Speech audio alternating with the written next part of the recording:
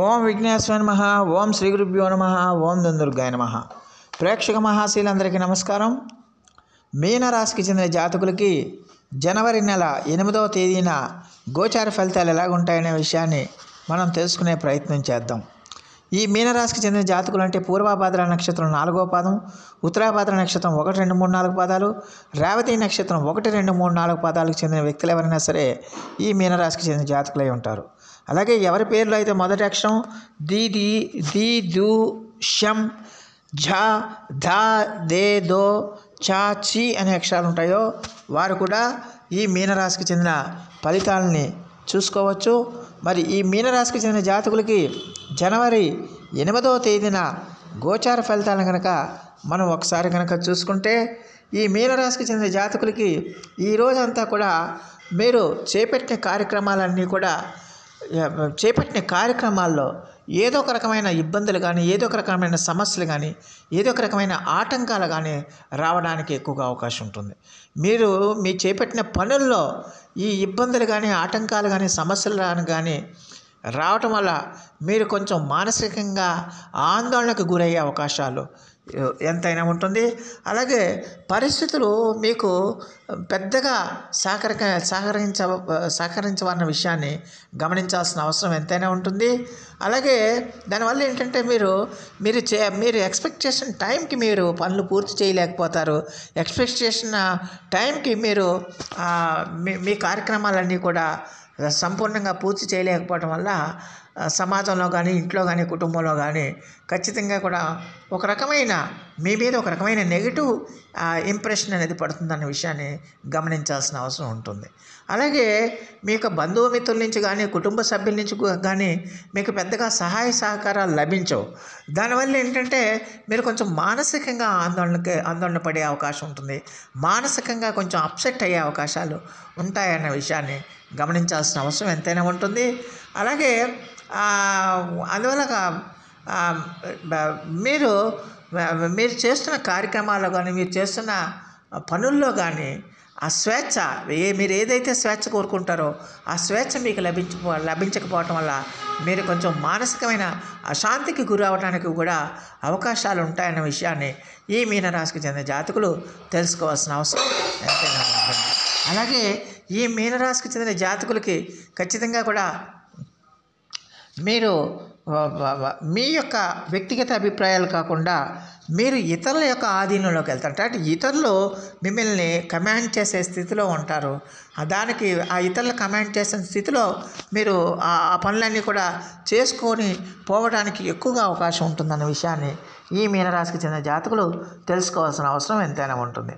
అలాగే ఆరోగ్య విషయంలో కూడా ఈ రాశికి చెందిన జాతకులు కొంచెం జాగ్రత్తగా ఉండాల్సిన అవసరం ఎంతైనా ఉంటుంది. ఆరోగ్యాన్ని ఎట్టి పరిస్థితుల్లో కూడా మీరు నిర్లక్ష్యం చేయకూడదన్న విషయాన్ని గమనించాలి. అలాగే మీ యొక్క అత్త ఇంటి వారు ఎవరైతే ఉన్నారో వాళ్ళకి కూడా కొంచెం అనారోగ్య సూచనలు కానీ, అనారోగ్యంగా ఉండటం కానీ కూడా మీకు కొంచెం ఆందోళన కలిగించడానికి ఎక్కువగా అవకాశం ఉంటుందనే విషయాన్ని గమనించాల్సిన అవసరం ఎంతైనా ఉంటుంది. అలాగే సంతానంతో కూడా మీరు సాధ్యమైనంత వరకు చాలా జాగ్రత్తగా ఉండాల్సిన అవసరం ఉంటుంది. సంతానంతో కూడా సఖ్యతతో మెలగాల్సిన అవసరం ఎంతైనా ఉంటుందన్న విషయాన్ని గమనించాలి. అలాగే ఈ రోజున మీరు దూర ప్రయాణాలు చేయడానికి కూడా ఎక్కువగా అవకాశాలు ఉంటాయి. దూర ప్రయాణాలలో మీరు కాస్తంత జాగ్రత్తగా ఉండాల్సిన అవసరం ఎంతైనా ఉంటుంది.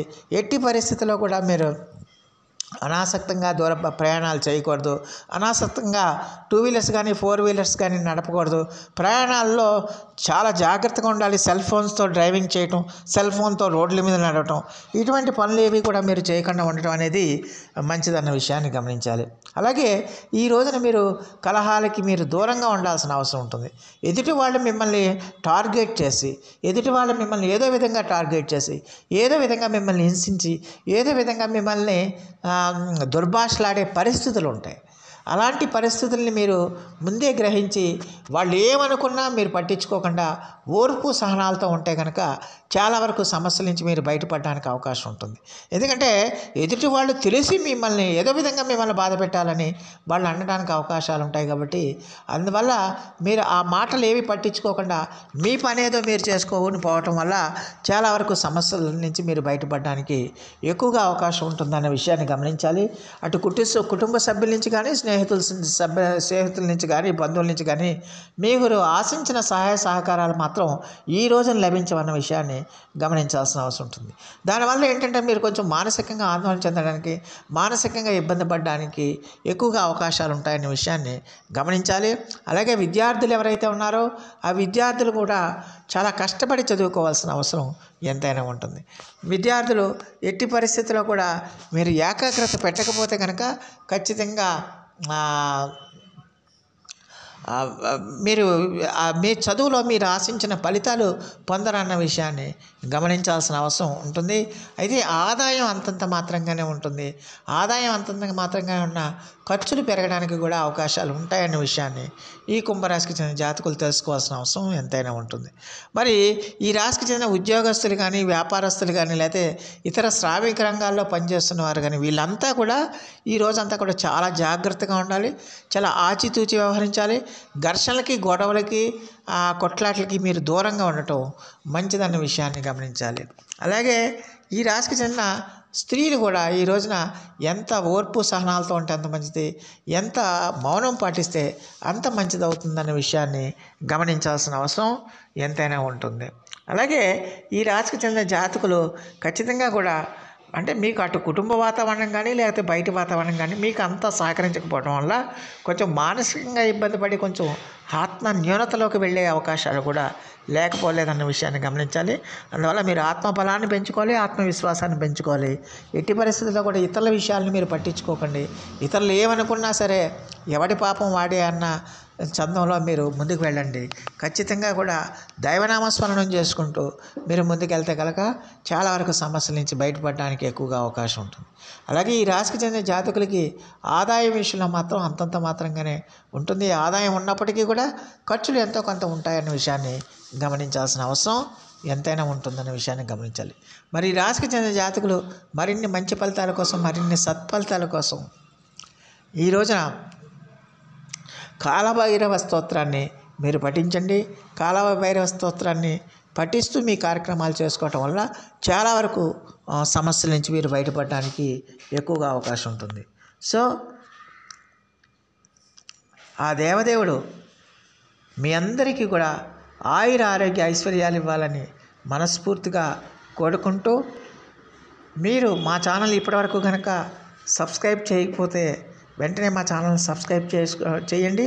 మేము అందించే ఈ విలువైన సమాచారాన్ని ఇతర సభ్యులకు కూడా చేరేటట్టుగా మీ వంతు సహాయ సహకారాలు మాకు అందించండి.